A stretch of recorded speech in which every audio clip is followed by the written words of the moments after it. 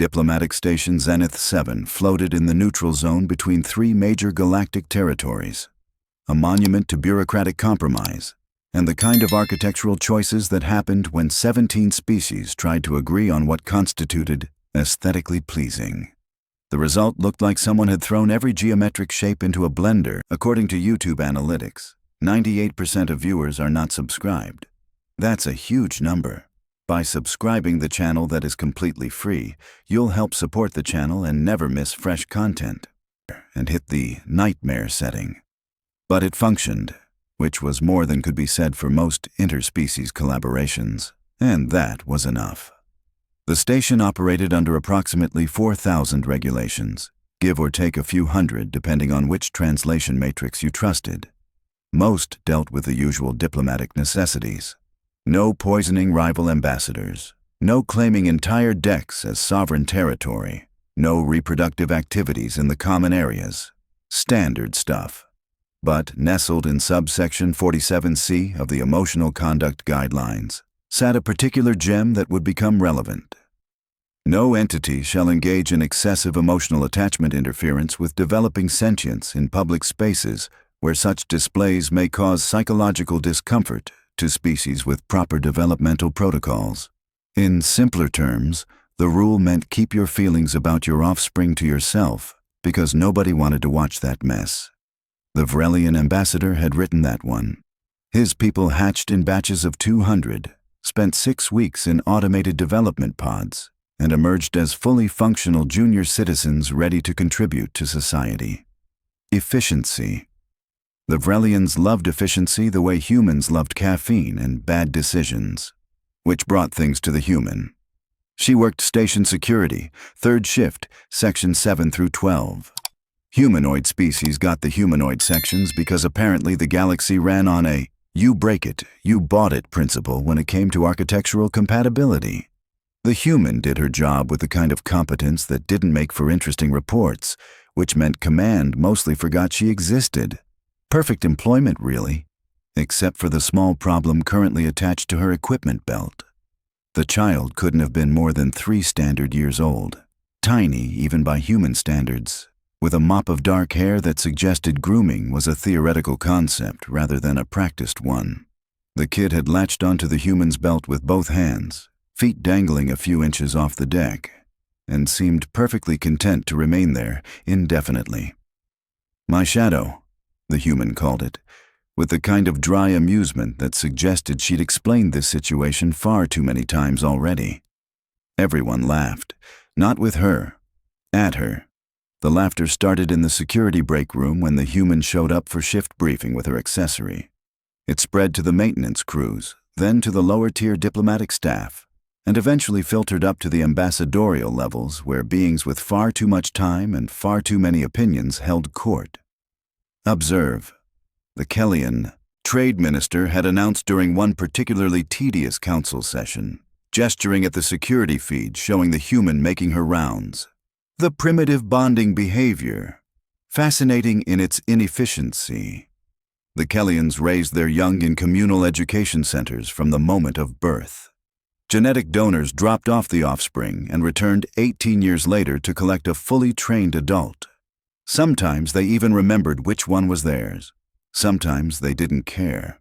The council chamber, a circular monstrosity that seated 47 different species in various configurations of chairs, perches, and hovering platforms, had dissolved into what passed for laughter among beings who communicated through everything from vocal cords to bioluminescent displays. The human security guard, making her rounds on the lower decks, had no idea she'd become the station's favorite comedy show. It compromises her effectiveness, observed Ambassador Threll, a Vrelian whose idea of casual conversation involved efficiency metrics and resource allocation charts. Response time decreased by 0.37 seconds per incident, mobility reduced by 12%, tactical awareness fragmented across 2 targets instead of 1. He'd run the numbers because, of course, he had. The question becomes, interjected the Mordanian cultural attaché, a being that resembled an octopus that had made poor life choices. Why does her command structure permit this deviation from protocol? Surely human military doctrine includes provisions for proper offspring management. The human commander, attending the session because someone had to represent the security contingent, shifted in her seat. She'd been asked this question before, in approximately 16 different ways, by approximately 16 different species, all of whom seemed personally offended by the concept of a child existing in proximity to a working adult. "The situation is temporary," she'd said, which was the kind of non-answer that satisfied no one but couldn't quite be argued with. Temporary had been going on for 7 months.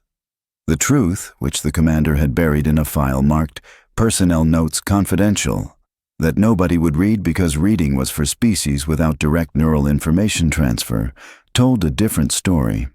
A colony transport had hit problems near the station, the kind that involved critical life support failures and not enough escape pods.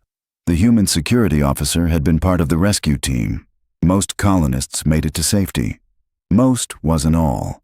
The child's parents hadn't made it to an escape pod. The child had made it to the human security officer, specifically to her equipment belt, and had demonstrated the kind of grip that suggested removing the kid would require specialized tools or possibly a crowbar. By the time they'd made it back to the station, the child had elevated clingy to an art form. Standard protocol suggested immediate transfer to child services. Human Child Services, located 3 jumps away, had responded with their usual efficiency. They'd added the case to a queue somewhere behind 4,000 other cases and estimated a 6-month response time. Optimistically, the security officer had looked at the child. The child had looked at the security officer. Neither had said anything, but something had been decided in that moment that didn't require words. Temporary placement with current guardian pending proper placement services, the file read. Which technically wasn't against regulations. Technically being the operative word, and technically being the space through which most of human behavior squeezed itself. But now, 7 months into temporary, the situation had evolved from amusing novelty to ongoing spectacle. The child went everywhere. Shift briefings, patrol routes, meal breaks in the cafeteria, where watching a human try to eat, while a small human clung to her belt, provided entertainment for species who'd thought they'd seen everything. "My shadow's hungry," the human would say, splitting her meal portion. The child would eat, still attached to the belt, achieving a level of multitasking that was impressive if you ignored how completely insane the whole arrangement looked. The Vrelian contingent had taken to studying the pair like a scientific curiosity. They'd submitted 3 papers to xenopsychology journals about primitive attachment behaviors and their impact on operational efficiency. None had been accepted for publication, possibly because the conclusion of inefficient but somehow still functional broke their entire worldview. Dr. Millian, the station's Kellyan medical officer, had tried intervening once. She'd cornered the human in the medical bay with what she probably thought was a helpful suggestion. The child would benefit from structured development programming, she'd said, her translator rendering her clicking speech into flat, clinical tones.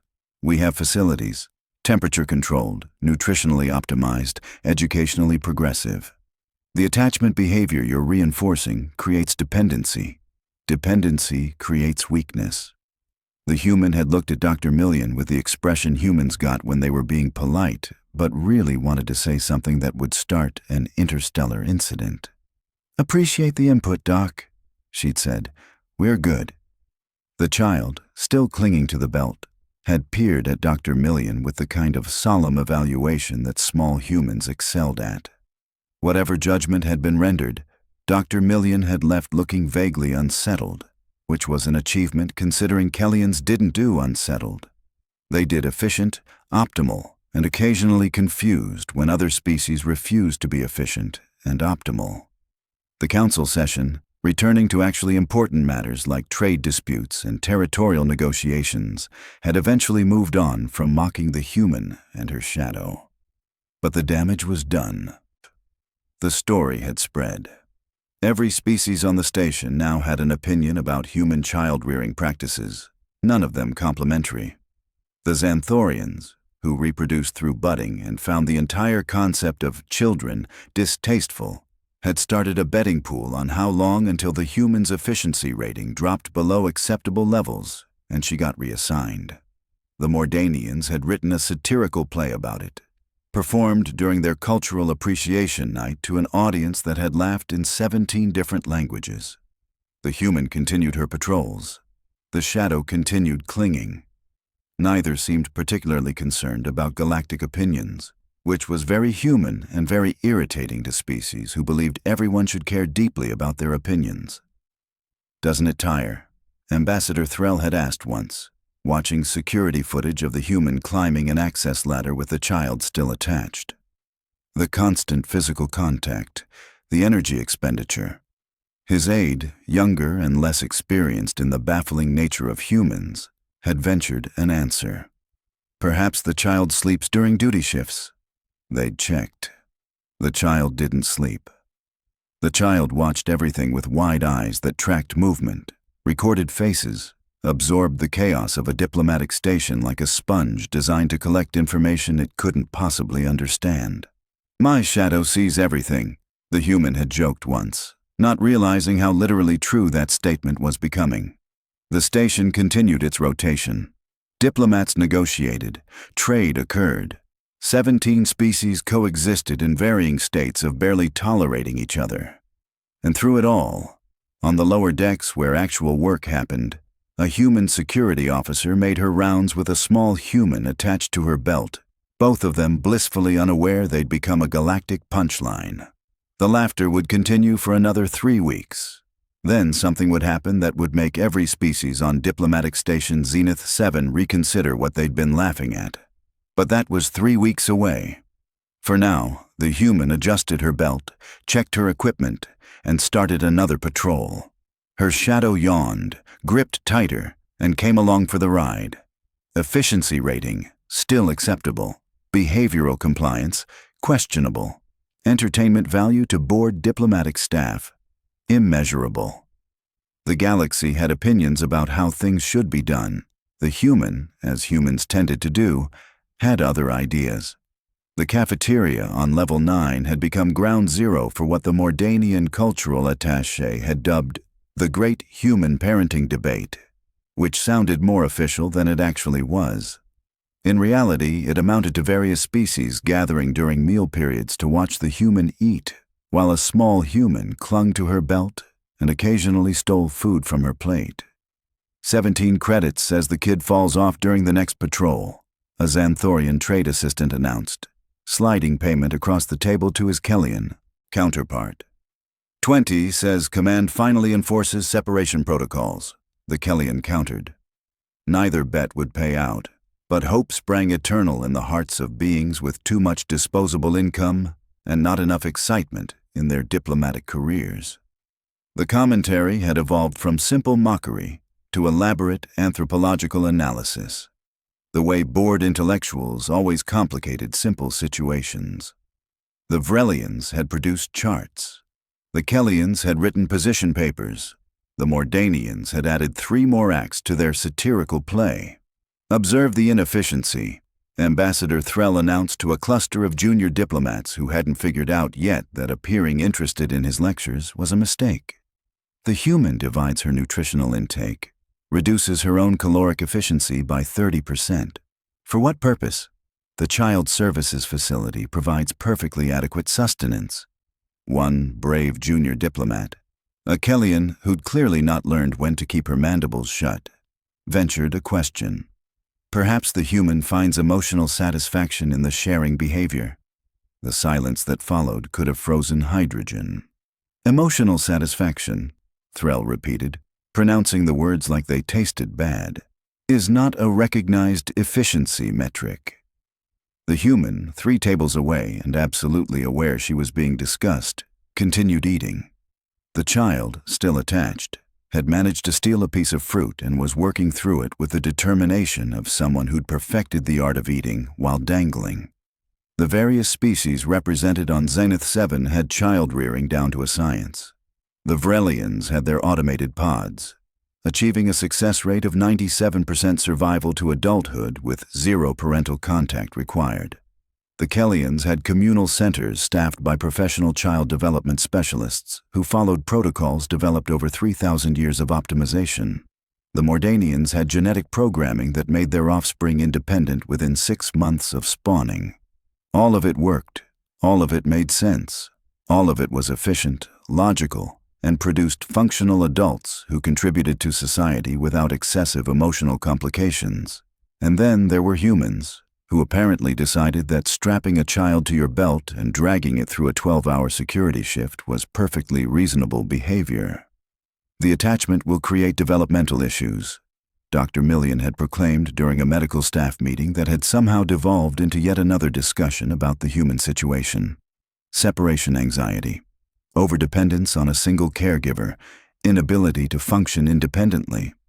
Her assistant, human himself and therefore automatically suspect in his opinions, had made the mistake of suggesting that maybe human children developed differently than Kellian spawn. Biology is biology, Dr. Millian had countered. Efficiency transcends species. The human security officer's file, buried in that confidential folder nobody read, contained details that might have changed the conversation. The transport disaster hadn't been a simple life support failure. It had been a cascade failure, the kind where everything that could go wrong did go wrong, and the rescue window had been measured in minutes rather than hours. The human had been first through the breach, had pulled 17 colonists from a compartment that was venting atmosphere, had found the child in a sealed emergency locker where someone, in their last moments, had made sure their offspring had a chance. The child hadn't spoken since. Not a word, not a sound. Just that iron grip on whatever was closest, and eyes that watched everything like recording devices set to permanent save mode. Standard psychological assessment suggested trauma counseling, gradual reintroduction to social environments, carefully managed therapeutic intervention. The human had read the assessment, filed it appropriately, and continued showing up for shifts with her shadow attached.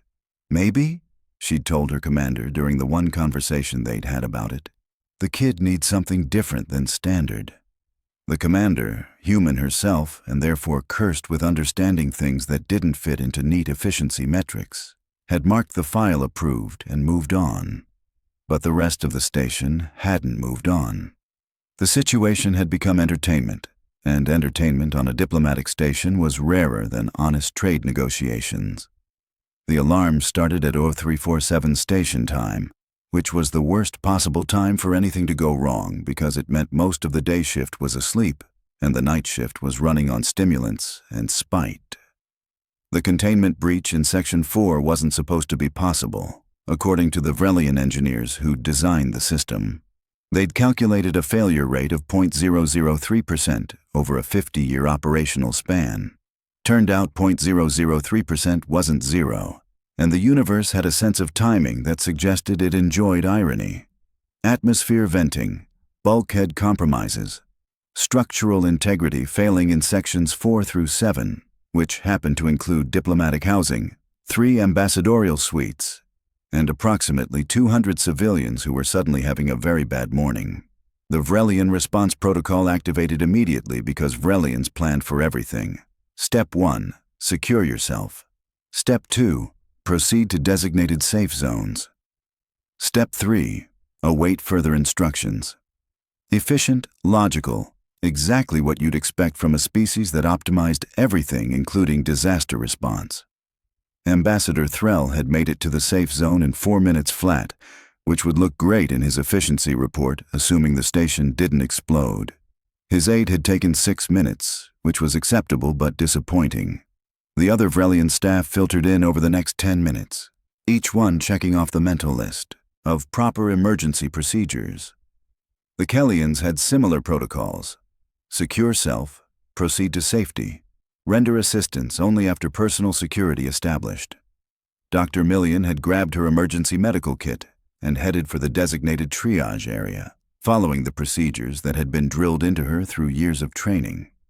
The Mordanians, being aquatic, had their own specialized safe zones with appropriate environmental controls.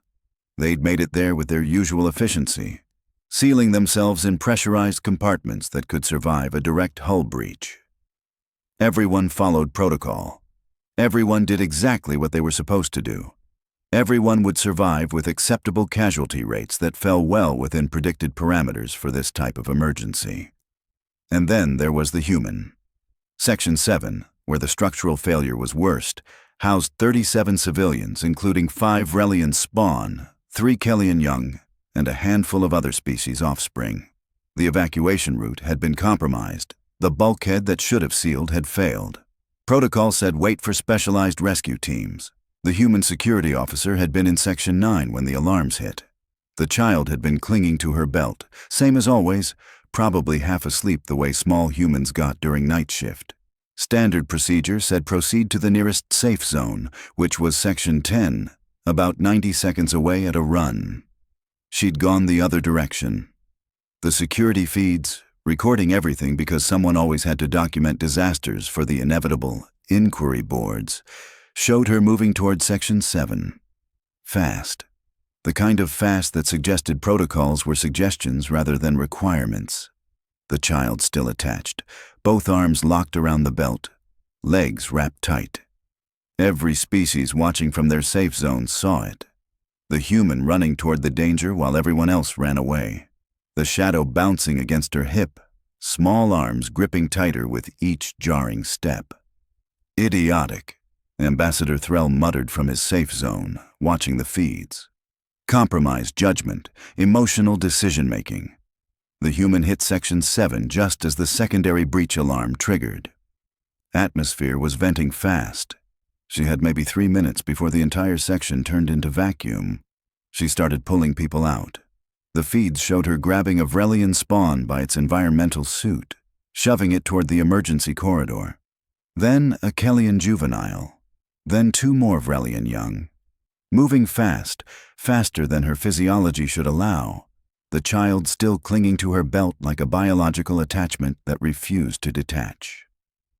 She's going to get them both killed, Dr. Millian observed from the medical safe zone, watching the feeds with the kind of clinical detachment that came from years of seeing tragedy unfold.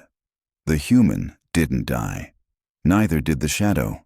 Neither did any of the 37 civilians trapped in Section 7, which, statistically speaking, shouldn't have been possible given the atmospheric pressure readings and the structural integrity reports and the approximately 400 different ways that situation should have ended in tragedy. The rescue teams arrived to find the human sitting in the emergency corridor, the child still attached to her belt, both of them covered in debris dust and looking like they'd had a thoroughly unpleasant morning. Around them, 37 beings from 6 different species were alive and breathing, which was 37 more than the initial projections had estimated. The after-action reports started circulating within hours because bureaucracy waited for no one, not even near-death experiences. Ambassador Threll read his copy 3 times, certain he'd missed something in the translation matrix. The numbers didn't make sense. The timeline was impossible. The human had covered a distance that should have taken 8 minutes in 4 minutes, had extracted civilians from a section that was actively venting atmosphere, had maintained operational effectiveness while carrying additional weight that reduced her mobility by 12%. Except her mobility hadn't been reduced.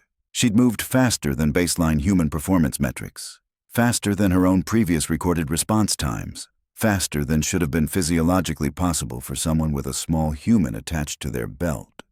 Adrenaline response, Dr. Millian suggested during the medical review board, though her mandibles clicked with uncertainty. Elevated stress hormones, temporary enhancement of physical capabilities. The human medical officer, the same one who defended the shadow situation months ago, offered a different assessment. She had a reason to move faster. The review board had stared at him like he'd spoken in a language the translators couldn't process. The child, he'd clarified. She wasn't just saving those civilians. She was making sure her kid survived. That's different motivation than following protocol.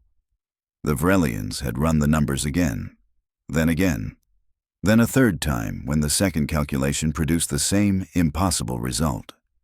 The human had been more effective, not less, with the child attached.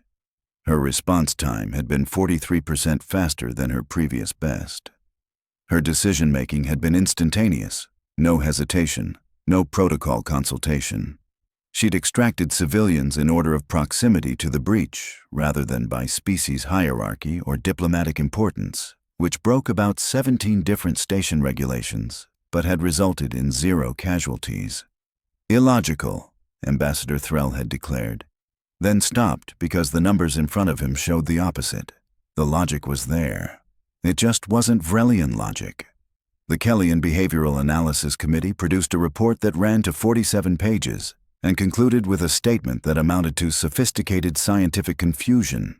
The human had demonstrated enhanced protective behaviors when a dependent young was present.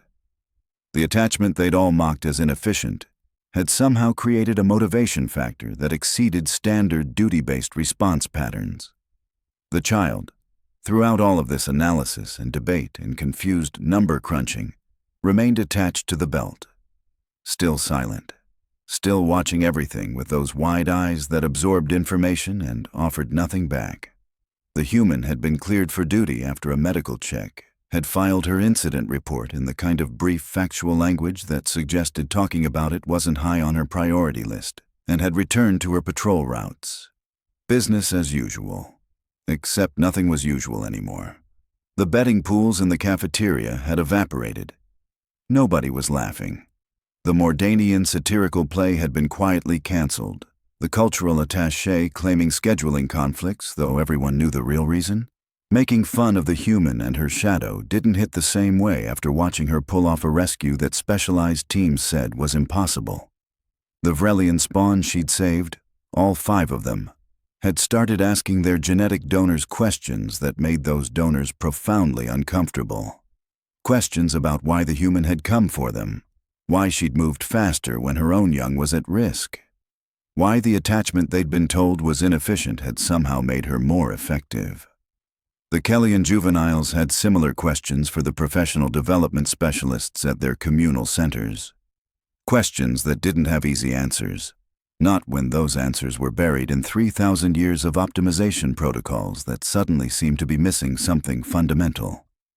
Dr. Millian found herself reviewing human psychological literature, the kind she dismissed as primitive emotional nonsense, and discovering concepts that her medical training had never covered.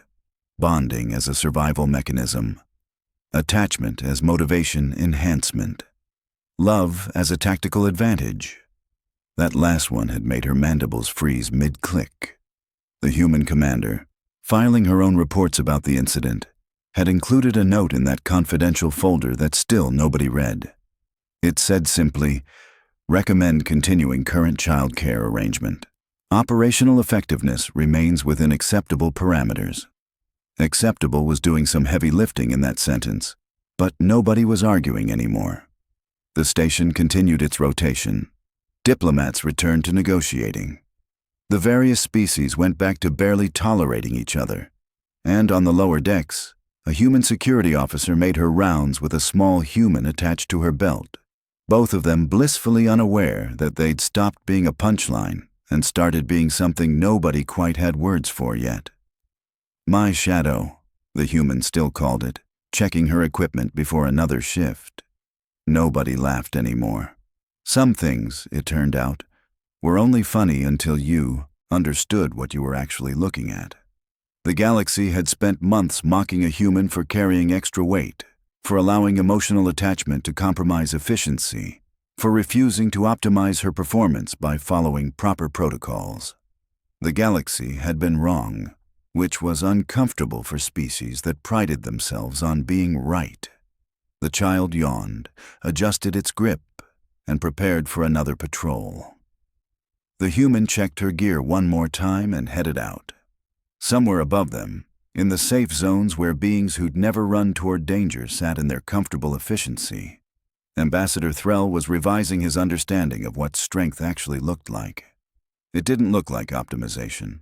It looked like a human with a shadow, moving faster than possible because impossible wasn't an option when someone else was counting on you. The universe did have a peculiar sense of humor after all. It just took a near disaster for everyone to get the joke.